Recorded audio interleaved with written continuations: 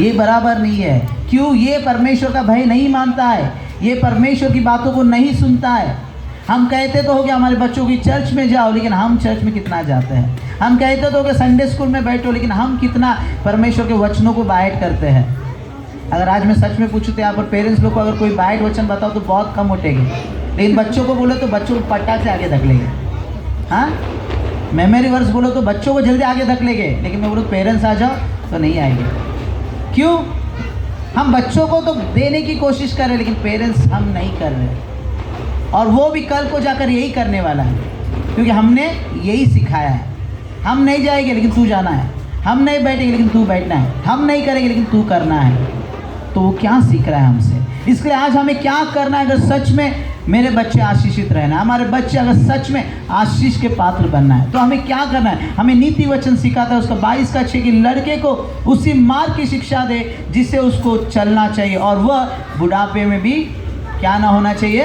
डगमगा। क्या ना होना चाहिए? डगमगा। फिसलना नहीं चाहिए। Hallelujah, hallelujah. नींद आ रहा है जोर से?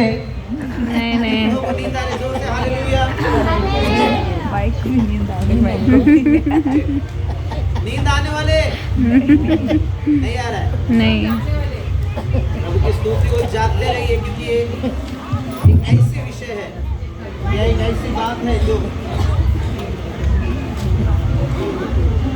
आज सच में अगर जो माता पिता इस बात को समझ गए, तो मैं ये बात यकीन के साथ कहता हूँ कि क्योंकि ये बातें मेरी बातें नहीं, ये खुदा की बातें हैं।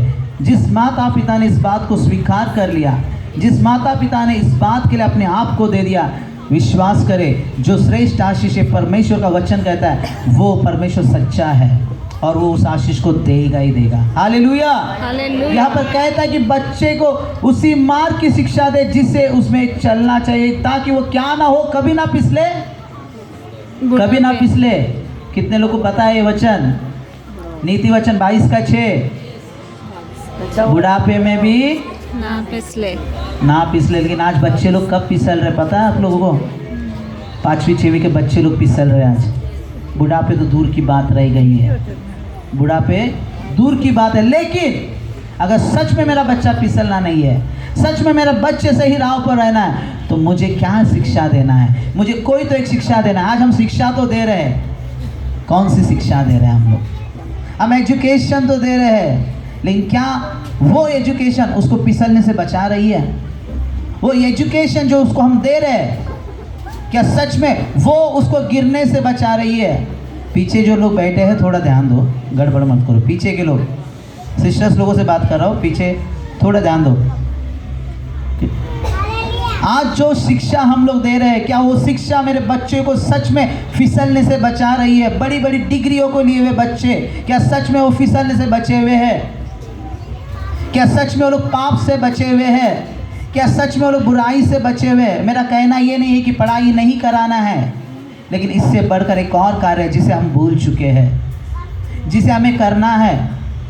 आज हम माँ बाप अच्छा एजुकेशन देने के लिए दिन रात मेहनत करके, हम कर्जों को कर कर, हम सब कुछ कर कर बच्चों की पढ़ाई के लिए खर्चा करते हैं, ताकि मेरा बेटा एक अच्छा डिग्री को पाए, मेरा बेटा एक अच्छा, मेरी बेटी एक अच्छा, क्या बोलते हैं उसको, मार्क्स आना चाहिए। इस सब के लिए तो दिन रात कर प्रयास करते हैं, लेकिन कितने माँ बाप है जो दिन रात उठकर बच्चों के लिए दुआ करते हैं? कितने ऐसे बच्चे हैं जो अपने कितने ऐसे माँ बाप हैं जो अपने बच्चों को लेकर प्रभु के वचनों को बांटते हैं? वो अगर संडे को चर्च नहीं जाता है तो भी कहीं माँ बाप है बेचारा सोने दो करके सुलाते हैं उसको, लेकिन वो स्कूल जाना होता है तो उसे सुलाते नहीं है, नींद से उठाकर उसको स्कूल भेजते हैं। कितनी ही तकलीफ होने दो, ट्यूशन जाना है तो उसे नहीं छोड़ेंगे। क्यों? एक ऐसी शिक्षा जो हमारे लिए संसार में मायने तो है, लेकिन परमेश्वर की दृष्टि में कोई उसका मायना नहीं है। लेकिन आज जब हम परमेश्वर की शिक्षाओं को समझेंगे, हम माता पिता होने के नाते परमेश्वर की बातों को समझेंगे, तो परमेश्वर का वचन कहता है ये तुम्हारा ग्रेजुएशन, ये तुम्हारा सर्टिफिकेट तुम्हें 60 साल के लिए देगा। 60 साल के बाद इसका कोई वैल्यू नहीं होगा, याद रखो। तुम्हारी डिग्री या कोई वैल्यू नहीं रखेगी 60 साल के बाद। क्यों? उसका एक लिमिट है। लेकिन जब खुदा देता है, खुदा की राहों की जब शिक्षा उसको दी जाएगी, वो वैल्यूएबल ना इस धरती पर, हालांकि वो स्वर्ग में भी वो वैल्यूएबल होगा। हालेलुया। वो केवल यही के लिए सीमित नहीं होगा। वो शिक्षा जो आपने दी है वो यही तक सीमित नहीं होगा या उस तक सीमित नहीं होगा।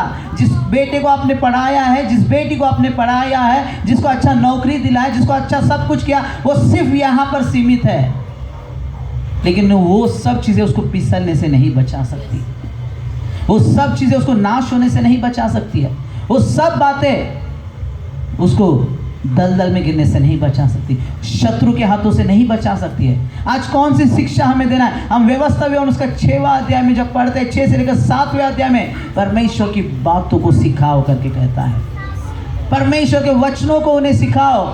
घर बैठते समय, रास्ते में जाते समय, उठते समय, बैठते समय उनसे परमेश्वर के वचनों के विषय में बातें करो। आज कितने लोग हम ऐसे करते हैं? कितने माता पिता इस कार्य को करते हैं? क्यों आज हमारा बेटा, हमारी बेटी संसारिक रीति के अनुसार, संसारिक लोगों की रीति से हमारे भी बच्चे नाश हो रहे हैं? क्यों आज हमारे बच्चे भी पाप में गिरे हैं? क्यों आज हमारे बच्चे बुराई में गिरे हैं? क्यों हमारे बच्चे बड़ी जवानी में, बचपन की उम्र में फिसल रहे हैं? क्यों उनके हाथों में गलत चीज़ें जा रही है? कहीं तो हमने सही शिक्षा नहीं दी है।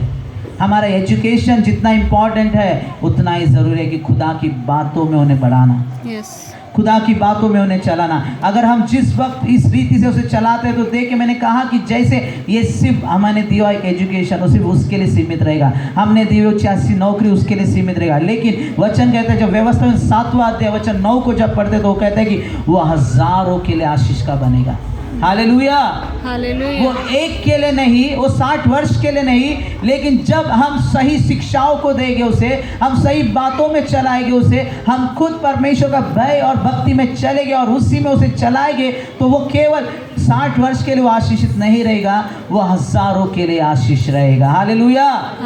आज कितने चाहते हैं कि मेरे बच्चे हजारों के लिए आशीषित रहना है, मेरी संतान की संतान, मेरी पीढ़ी से पीढ़ी आशीषित रहना है। आज हमने बनाए हुए धन दौलत, हमारी प्रॉपर्टी, ये सब कुछ एक समय में ख़त्म हो जाएगा। कल पता नहीं जिसके हाथ में जाना वाला है वो उसे बचाए रखेगा या उसे ख़त्म कर देगा, हमको नहीं पता है। लेकिन अगर हम अपने बच्चों को परमेश्वर का भय और भक्ति में चलना सिखाएंगे, परमेश्वर की बातों में उसे बढ़ाना सिखाएंगे, तो परमेश्वर का वचन है तो वो हजारों में आशीष रहेगा। वो हजारों सरों तक उसको वो आशीष मिलेगा जिसे कोई छीन नहीं सकता है। इसलिए अगर आज क्यों परमेश्वर अपने बच्चों को ये आशीष देना चाहता है? वजह क्या है? ऐसे आशीष को देने के लिए क्यों परमेश्वर इतने चाह के साथ है? आज आप और हम जो चाहत रखे हैं उससे बढ़कर एक चाहत परमेश्वर को है। कौन सी चाहत है? क्यों परमेश्वर आपके और मेरे बच्चों के बारे में इतना सोचते हैं? क्यों उनको हजारों में आशीषित देना चाहता है? क्यों उनको फलवंत बनाना चाहता है? क्यों उनको टुकड़ों के समान नहीं रखना चाहता है? क्यों उनको मुरझाए हुए के समान नहीं रखना चाहता है? क्यों उनको बुढ़ापे में नहीं, वो लोग कहीं गिरना नहीं चाहे करके क्यों ये परमेश्वर चाहता है? भजन संहिता 127वां वचन कहता है, भजन संहिता 127वां अध्याय कहता है, रुको थोड़ा में 127 कहता है कि परमेश्वर ने दिया हुआ भेंट है आपको और मुझे। आज हमारे जोली में जो बच्चे मिले हुए वो परमेश्वर का दिया हुआ भेंट है। आज आप और हम इन चीज़ों को सोचते हैं, लेकिन परमेश्वर इससे बढ़कर सोचता है। इसलिए वो अपने बच्चों को आशीष देना चाहते हैं, लेकिन कई बार इस आशीष से हम ही अपने बच्चों को दूर कर रहे हैं। हमने परमेश्वर से मांग कर तो पा लिया है, लेकिन हमने अपने बच्चों को दूर कर दिया है। किससे वंचित किया है हमने?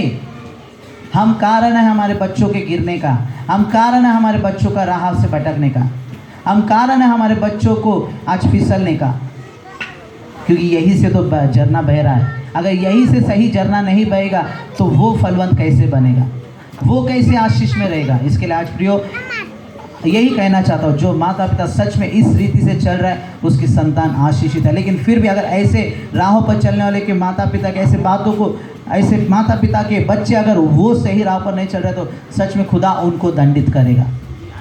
अगर वो अपने माता पिता की इन बातों का सम्मान नहीं कर रहे, अपने माता पिता की इन बातों को नहीं मान रहे, वो जिस राहों पर उन्हें चलाना चाहता अगर वो नहीं चल रहा है तो सच में वैसे संतान वो दंडित तो ज़रूर होगा।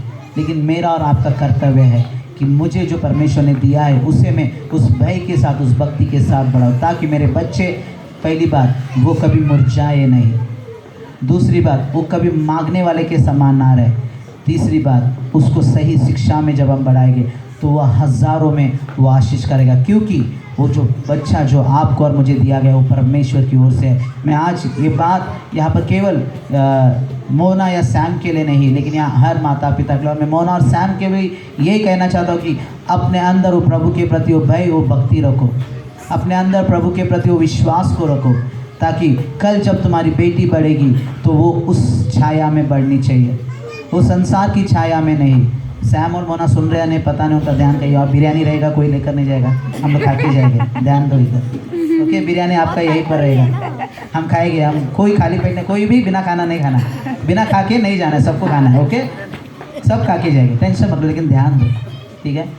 ये चीज़ें हैं कि अगर सच में आपके बच्चे का जीवन आशीष में होना है, हमारे बच्चों का जीवन आशीष में ना, हमारे पास सिर्फ एक ही चाबी है, परमेश्वर का भय मानो, परमेश्वर की बातों में चलो, ताकि परमेश्वर की श्रेष्ठ आशीष हमारे जीवन में, हमारे बच्चों के जीवन में सदा बनी रहे। आइए हम आखिरी एक प्रार्थना करें। जब तक आप लोग जो तैयारी करना है तैयार कर लीजिए। हम सभी अपने आंखें बंद करें और खुदा के हाथों में हम अपने आप को दे दें, और ज़रा सोचें कि सच में मेरा प्रयास सच में क्या मेरे बच्चों को आशीषमय कर सकता है। मेरी कोशिशें, मैंने दी हुई एजुकेशन क्या मेरे बच्चों को फिसलने से बचा सकती है। अपने आंखें बंद करें, सारे माता पिताओं से गुजारिश है, सभी अपने आंखें बंद करें।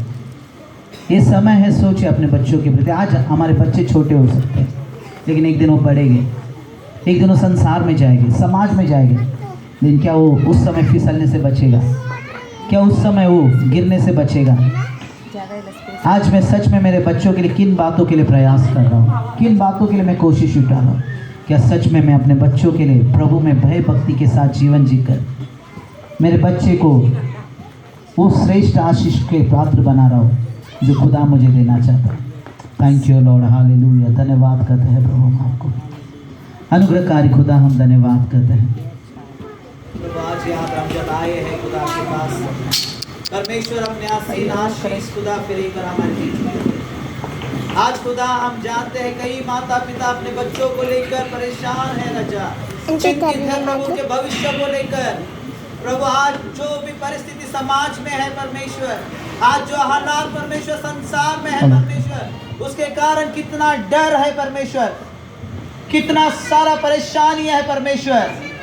हर पल एक डर के साथ जीने वाले माँ बाप से खुदा, माता पिता से आज आपने बातें की है करके मैं विश्वास करता हूँ। यदि खुदा हम आपके भय के साथ, हम आप में भक्ति के साथ जीवन चले तो हमें संसार की बातों के लिए भय करने की ज़रूरत नहीं, हमें संसार के बातों के लिए भय करने की ज़रूरत नहीं। हमें परमेश्वर हमारे बच्चों को आशीष करेगा, हमारे बच्चों के जीवन को फलित करेगा करके परमेश्वर ये विश्वास आज हर माता पिता के अंदर लाने के लिए मैं धन्यवाद करता हूँ। विशेषकर प्रभु मैं सैम और मोना के लिए धन्यवाद करता हूँ प्रभु खुदा, उनको दिए बेटी लियोरा के लिए धन्यवाद करता हूँ प्रभु जी खुदा। आज ये वचन प्रभु जी इन बच्चों के जीवन में कार्य करे परमेश्वर। प्रभु यह माता पिता अपने बच्चों के लिए आशीष का मार्ग बने परमेश्वर, अपने बच्चों के लिए परमेश्वर आपकी राहों पर चलाने वाले बने परमेश्वर।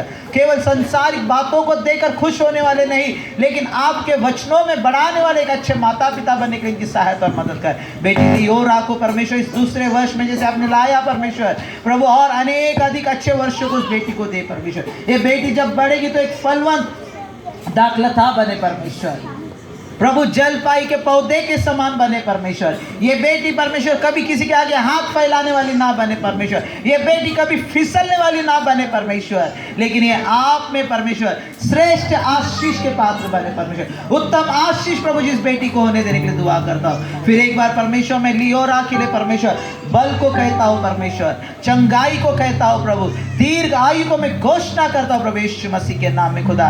प्रभु अपनी श्रेष्ठ आशीषों से परमेश्वर बेटी लियोरा को, मोना को, सैम को, उनके पूरे घराने को और यहाँ उपस्थित हर एक को फिर एक बार प्रभु आप नवाजे और आशीष करे करके दुआ करता हूँ। धन्यवाद करता हूँ प्रभु, आपने ऐसा किया, इसके लिए सारा आदर और सारा महिमा केवल और केवल हम आपको देते हैं। और इन सारी प्रार्थनाओं को खुदावंद यीशु मसीह के नाम में मांगते हैं, सुनिए और कबूल कीजिए आप स्वर्गीय पिता। आमेन आमेन आमेन।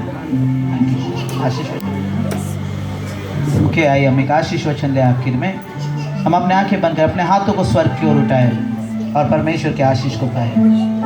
परमेश्वर पिता का प्रेम, यीशु मसीह का अनुग्रह और पवित्र आत्मा की सहायता विशेषकर आज जन्मदिन मनाने वाले बेटी लियोरा के संग, उनके माता पिता, उनके परिवारजनों के संग और यहाँ उपस्थित हर एक के संग त्रैहिक परमेश्वर की आशीष, भलाई और हर श्रेष्ठ बातें अब से लेकर सदा तक, युगायुग तक, परमेश्वर आपके आगमन तक सदा के लिए बनी रहे।